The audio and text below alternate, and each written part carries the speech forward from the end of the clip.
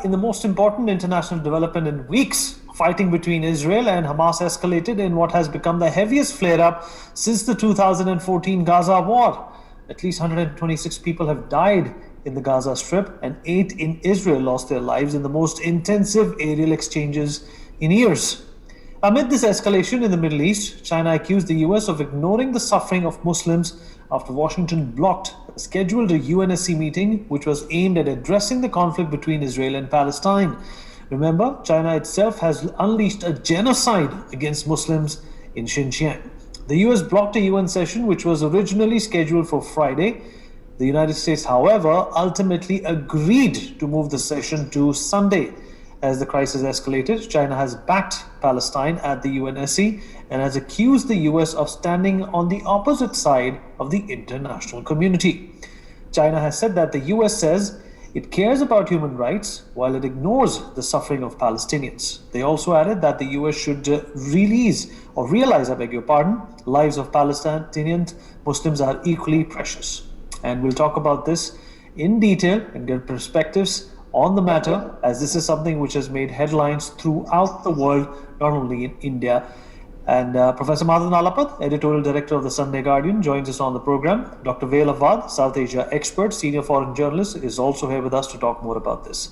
Professor Nalapad, China accusing the United States of not showing enough support for Palestinians is nothing but hypocrisy.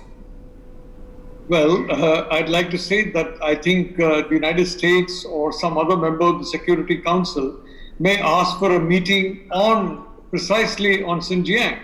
And we will have to see if China agrees to that particular meeting or if China blocks it. I think if this happens in short order, we will know beneath whether you're right or wrong, whether it's hypocritical or whether they really had a change of heart. Look, the fact is this is a geopolitical game, unfortunately, and human beings are regrettably chess pieces on the chessboard of this geopolitical game. And the reality is China would like to ensure that it really gets much more influential in the Middle East. It would like, for example, more of Arab countries, especially the petroleum exporting countries, to deal with them in not in petrodollars, but in other currency, preferably the renminbi. And they've got a geopolitical game behind this, and they believe this is an issue on which they can build their popularity with the Muslim world in general and with the Arab countries in particular. Well, that is the calculation that they're making with reference to this particular move of theirs. That the US is blocking the discussion on the Palestinians and on Gaza, but not blocking, but talking about the Uyghurs. The reality is anything that is unfortunate anyway. I personally don't think that you can say justify a wrong by pointing to another wrong and saying, all right, this is happening. You're doing something, but this is also happening, so you're also doing it. Well, I think it's important that wherever there are wrongs, it should be checked. What is happening in Gaza is extremely unfortunate, and I am worried, frankly, that this may escalate into a full-scale war for the simple reason that there is really no government in Israel, and there has not been for nearly 2 years. There is no majority in the Knesset, and as a consequence, all the politicians are posturing. And beneath when politicians posture, they are forced to take policies and positions that they may not take if they are stable in power. So this is a very, very unstable situation, and I am really very distressed by it because so much of suffering is taking place. I'd like to say suffering in Israel, suffering in Gaza, suffering in the West Bank. I really hope that a way out will be found, but I'm not very optimistic. Dr. Awwad, in your opinion, how precarious, how dangerous is the situation? The world is already on the edge because of COVID-19, and what kind of a precipice are we sitting on? There have been skirmishes between these two sides in the past as well, but this one seems to be absolutely stunning in terms of the visuals we have screened of the bombings that have happened and the civilians that have been killed. Dr. Awwad? Vinit, Thank you very much. Yes, you can hear me? Yes, I can hear you now. Yeah, sorry. Thank you. Vineet, what I believe, whatever is our said, I echo whatever he said. I'm full agreement, and what is happening now, it's not a new issue, actually. It has been happening for 100 years now. Ever since the Zionization have decided to make a home for the Israelis, for the Jewish in Palestine at the cost of the Palestinian, it has been stated, it has been worked on, and systematically they have been taking Palestine, and more than 100 nationalities of Jewish from all over the world have been giving the Israelis identity and have been giving the Palestinian houses, and not a single Palestinian have the right. Also, after that, after 1948, when they have divided Palestine into two, there was also a division between the Arabs, which have taken 45% of actual historical Palestine, and the 55% were given to the minority Jew. But then the war started between the Arabs and Israel, 1948, 1967, 1973, and so on and so forth, till we had 94. We had the Camp David 1978, where we had the Camp David between Egypt and Israel, which have kept Egypt away from the war. Then we had we had 93, 94, the Jordanian. There was, because Israel was not willing to have the two-state solution. So we had the right wing now in Israel, which have led by Netanyahu, who is having the support of the right-wing extremist settlers who have been taking the lead in attacking the Palestinians. The issue was, it was the East Jerusalem where the attack was. Right. Dr. Awwad, there seems to be an issue with your video. If you can re-log in, sir. You're frozen right now. Just re-log in, sir, and we'll come back to you momentarily.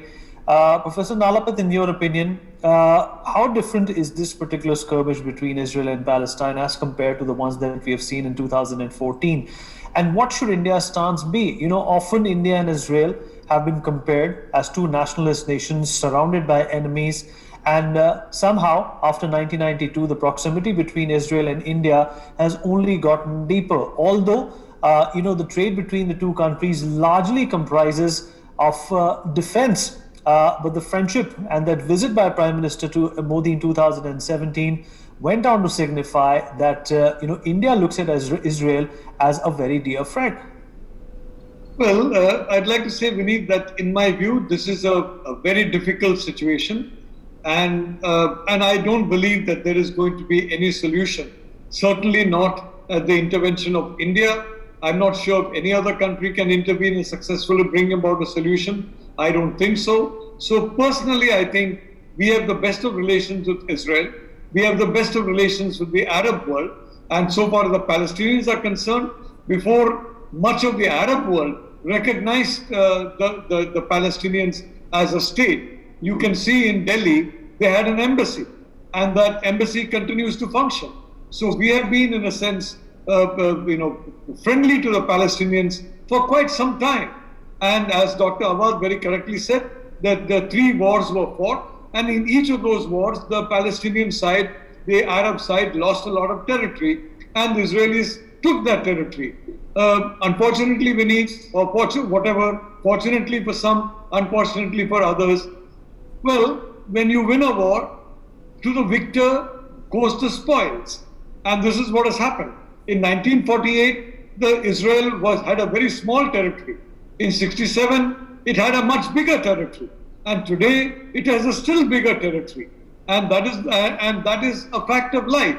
Now, I happen to believe that it's very, very important for the Palestinian side to understand the realities of the situation on the military side and understand that the only solution is a peaceful solution on the Gandhian model. That if they continue to adopt violent methods, then they are going to lose more and more land. I think there should be a peace settlement. There should be an independent Palestinian state, and Israel is a fact of life. You're not going to change that fact of life no matter what. So I would feel that the best way out is for a peaceful settlement and for a policy in which violence is completely avoided. Dr. Awwad, taking a leaf out of a concern that Professor Nalapat also pointed out, that, for the past 2 years, the government in Israel is on the brinks of being, a topsy-turvy government. How is that going to contribute to this ever-escalating situation?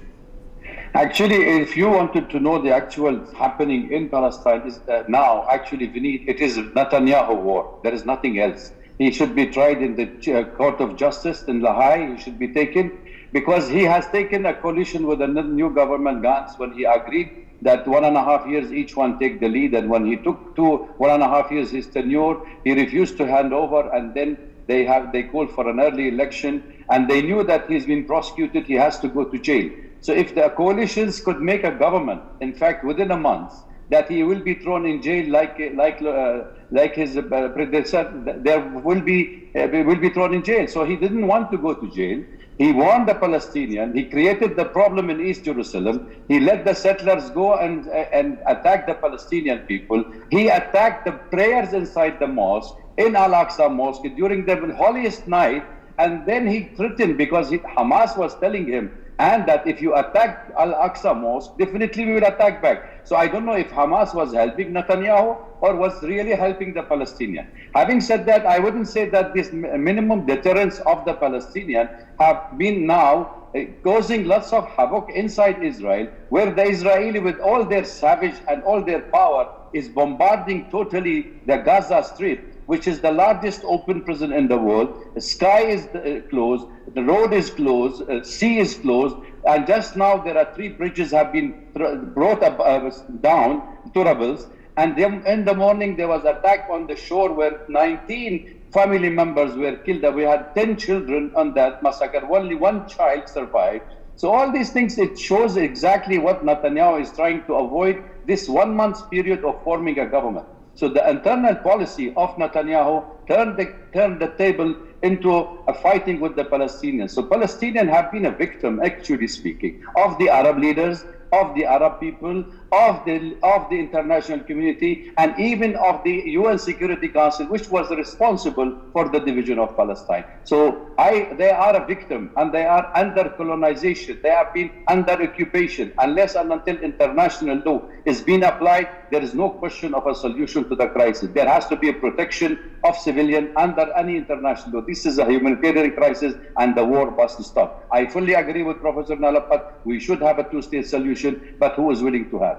There are 10% in Israel, Vineet, who are interested in the settle with the Arab-Israeli conflict. I belong to the 10% people who wanted peace. The 90% we have to fight with them to bring them back into the reality that Palestinians will never succumb to the pressure, no matter what you apply, because now it is Al-Aqsa Mosque, now it is 1.6 million Palestinians who have taken the Israeli identity. Now it is going to be more tough time, more roads ahead, because the Intifada have started from all the cities under occupation. And Netanyahu will not be in a position to stay for long with this war, no matter how much pressure, how much war, how much weapon he can throw at the civilian in the Gaza or anywhere in Palestine. Absolutely. And Professor Nalapat, the last 10 presidents, American presidents, have supported the idea of Israel.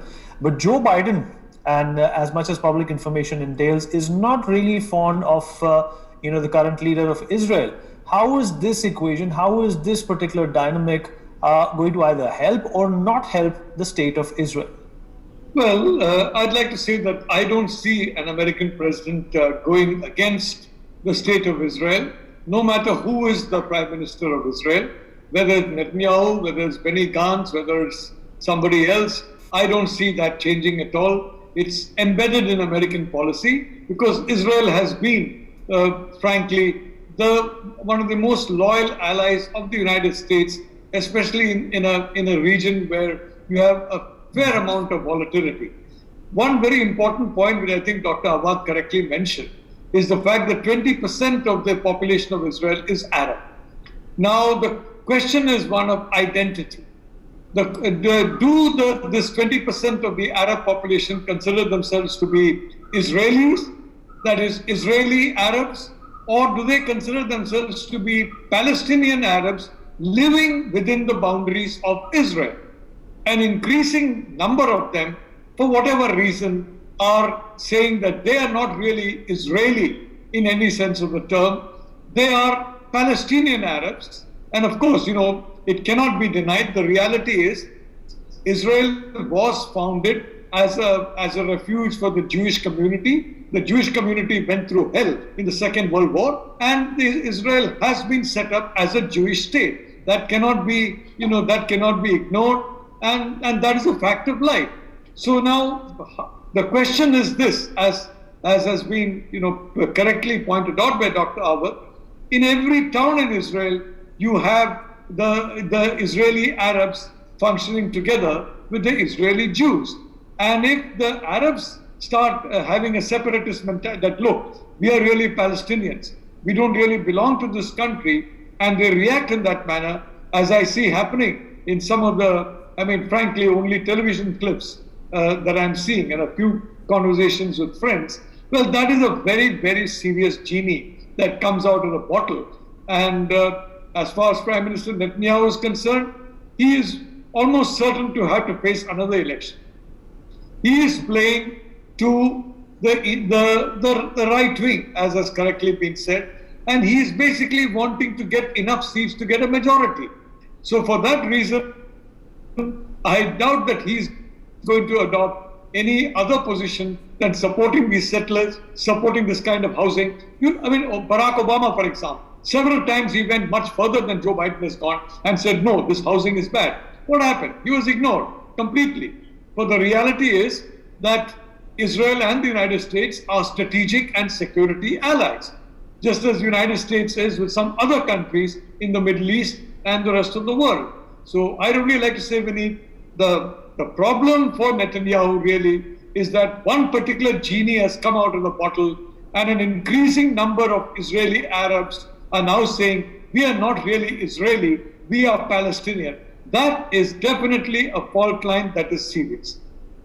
Absolutely. And Dr. Awwad, a number of people would be concerned seeing that China is standing in solidarity with Palestine.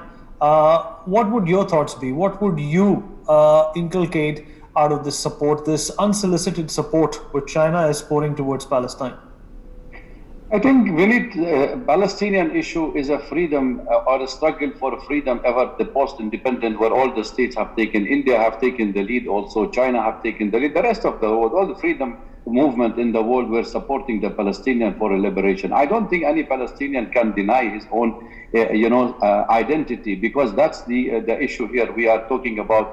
I just wanted to know, before I give you the answer of the Chinese or anybody else, the question here is justice. The question here is a justice for a nation who has been denied.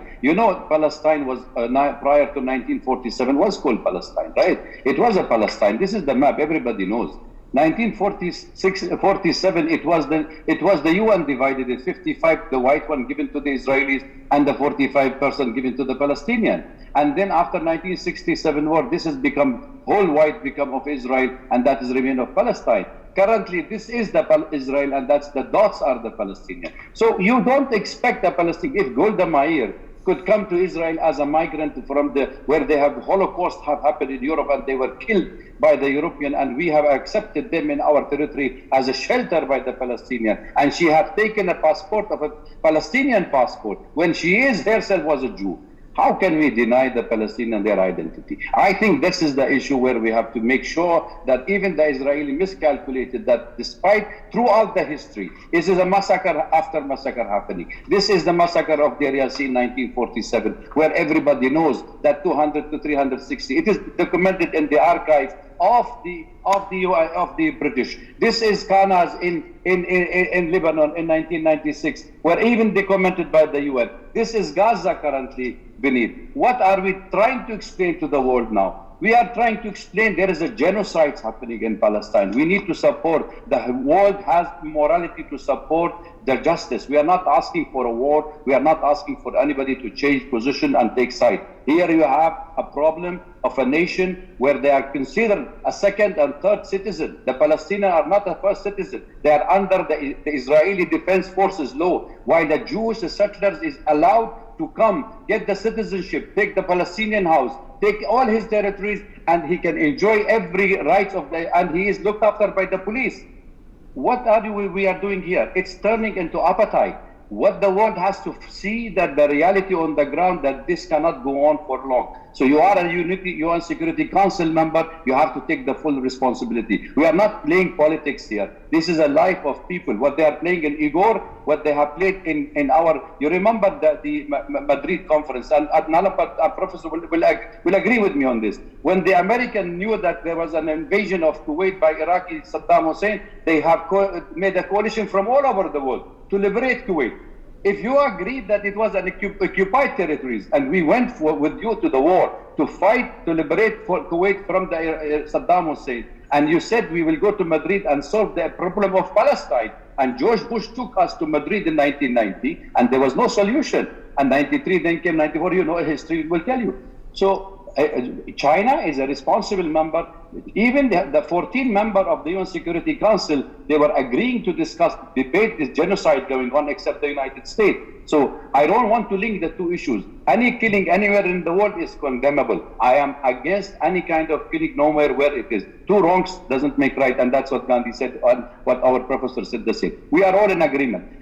China's position is actually adhering to the international law. Like India, like BRICS, like the rest of the world, this is the position has to be taken. You cannot glorify a thief or a killer.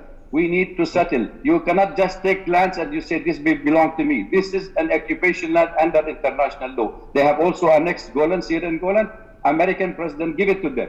They have given them a eternal capital of Jerusalem. He's staying 7,000 miles away from Israel and from Damascus. All these issues has to be taken in reality, and we have to discuss a real issue here. The real issue here, people are getting killed, end this war.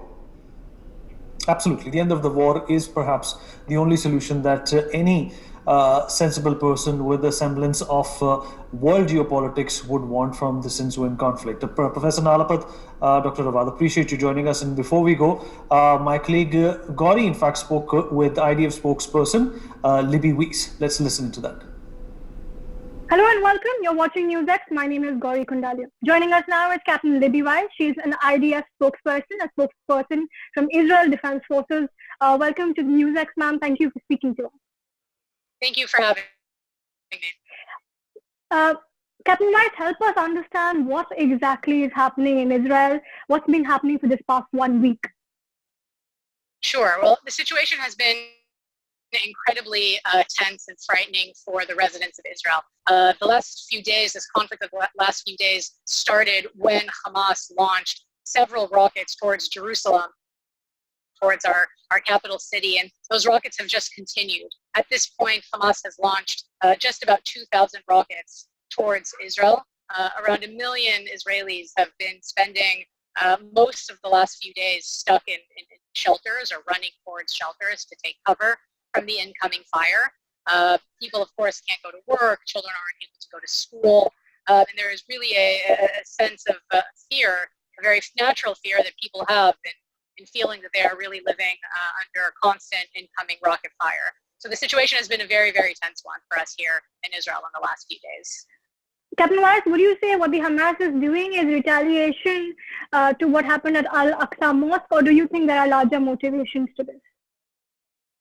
No, I don't think so. I don't think that that's the case.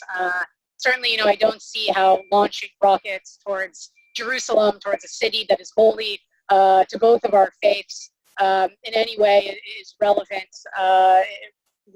and a legitimate response on the part of Hamas. This is something that Hamas does because we know and we've seen it in the past. And unfortunately, Israelis have had to live through this, which is to terrorize the people in Israel, to launch rockets, and to do it with very little regard, both for the civilians within the Gaza Strip and for the civilians in Israel. And what kind of defense measures is the Israel defense undertaking right now in order to shield Israel from these incoming rockets? Well, it's a perfect question. I'm actually standing right in front of an Iron Dome battery, which is what you'll see behind me. The Iron Dome here is one of our active air defense systems, which intercepts incoming rockets that are heading towards populated areas. The system has been really, it's a miracle, certainly a technological innovation and a miracle, and has successfully intercepted about 90% of the rockets that have been launched. It's also important for me to give a bit of context around that figure, which is to say that about a fourth of the rockets that were launched by Hamas actually landed within the Gaza Strip as well. So certainly all of us are feeling terrorized by these rockets. And we're very, very thankful to have Iron Dome, what you see behind me, really to be able to intercept 90% of the incoming rockets. Okay, so help us understand, Captain Virus, how exactly does the Iron Dome work, and does it cover the whole of the country of Israel? Right. So the Iron Dome, again, as I said, is really a technological marvel, and it is able to intercept in midair incoming rockets with another sort of interceptor, thus preventing the incoming Hamas rocket fire from being able to land here in Israel. It generally intercepts rockets, again, that are heading towards civilian areas, not usually towards rockets that are maybe heading more towards open areas. And the system, it does not at this point cover all of the country permanently, but we have several batteries that are flexible in their location and are moved around in accordance with the threat assessment and the operational situation at the time. So right now, as you can imagine, the southern communities here in Israel are feeling very, very grateful for the Iron Dome battery behind me. All right. Captain Virus, what is the casualty count at the moment, both as far as Israel is concerned and on the other side in Gaza? So I cannot comment around the casualty rates within Gaza. I can say that here in Israel we have had 8 casualties, ranging from small children, a 5-year-old boy named Ido, who unfortunately was killed by shrapnel from a rocket a few days ago, to ranging from Ido, the 5-year-old, to an elderly woman in her 80s as well. So the rocket fire has been very, very painful, certainly for us here. And it is important for me to say that on the side in Gaza, civilians are absolutely not our target. We make really every effort to minimize the impact on civilians within the Gaza Strip, despite Hamas really using them to cover and to hide and to use them as human shields to their activities. Captain Virus, Israel, as per reports, has called up 9,000 reservist forces amid this ongoing conflict. So are we looking at this conflict to go on for the longer haul, or is the solution in sight? It's a really excellent question. We are really continuing in our goal of restoring calm and quiet and tranquility back to Israelis, and to make sure that Hamas doesn't have the capability of being able to continue firing rockets on Israel. We have called in some reservist troops. They are really there in support functions, helping with the active air defense system behind me, as well as providing intelligence support. But we are really continuing to do whatever it is that we have to do to restore calm here. All right, and countries like Egypt and Qatar, as well as UN, have tried to mediate and come up with a solution. Do you think a solution lies in talks, or will it have to be military? I think really that's more of a question for the political level. Of course, we take our guidance from the political level as military, and it's really that level within the country that will make decisions on that front. But again, whatever the political level will decide, we here in the IDF are prepared and ready to do whatever it is that we need to do. And what is the emotion and the spirit within the IDF right now as you guys go through this crisis? We're really motivated. We understand that we are helping our neighbors, our friends, our loved ones, our parents, our children, right? We're helping everybody live normal lives again. There's really, really high motivation, a real understanding that we are doing a really important task, and we want to help all of our families and friends get out of shelters and really help everybody go back to normal life. So there's certainly a high degree of motivation and focus and belief in the importance of what we're doing. Would you like to respond to, before we let you go, Captain Virus, would you like to respond to the reports about 28 children and 15 women who've been killed in the Gaza Strip? So I don't know to confirm the specific figures. Again, I will say that any loss of life, any loss of civilian, innocent life on both sides of this conflict is tragic. And of course, anytime that happens, we look into what took place and understand what happened there. We, again, take great efforts to minimize that impact, despite how difficult it is in the reality of the Gaza Strip, where Hamas uses the civilian population as human shields. And it's, where any loss of innocent human life is tragic here as well. So we do everything possible to minimize that within the Gaza Strip. All right, Captain Waiel, appreciate you joining us for this quick interview and hoping for a quick resolution to what is happening in Israel and between Israel and Palestine. Thank you very much for speaking to us. Thank you. For more such videos, subscribe to the NewsX YouTube channel, hit the bell icon.